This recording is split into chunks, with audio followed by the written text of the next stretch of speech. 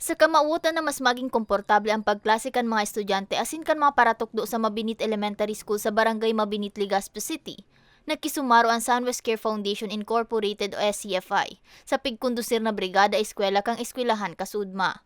Pira sa mapigtaong asistensya kang foundation iyon mga materyales para sa pagpakaray kan water facilities, plumbing asin depektibong gripo, pagpakaray kan mga gutter, raot na kisame, mga bangko asin installation kan doorknobs. Para kay Teacher Noemi Roda, nagkulang bagay ng gadini sa inda urog patadaiman subuot sa indang dakulang pondo para sa nasambit na mga materyales.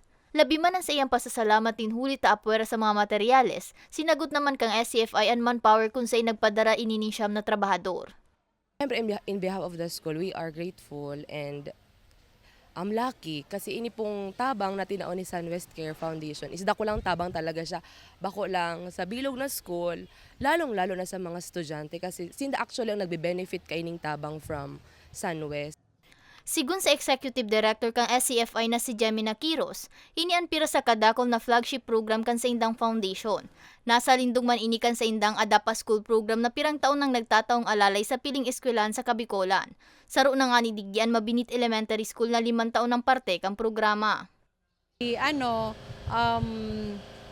nakita namin and then na-assess namin na may kakulangan sila in terms of fixing, repairing, mga facilities ng school. Sa maabot na sunod na bulan, nakatalan man naman naunin school supplies ang SCFI sa saindang mga adopted school. Asigurasyon man kang foundation na daisan da masawa sa pagtaong asistensya asin pagtaong alalay sa mga nangangaipong Bicolano. Yaon kami to support them, no? Hanggang kaya mi and then within the parameter of the program, objective and purposes. And then here's the Sunwest Incorporated who always support us. Para sa mga baretang tatak Bicol, May Arango.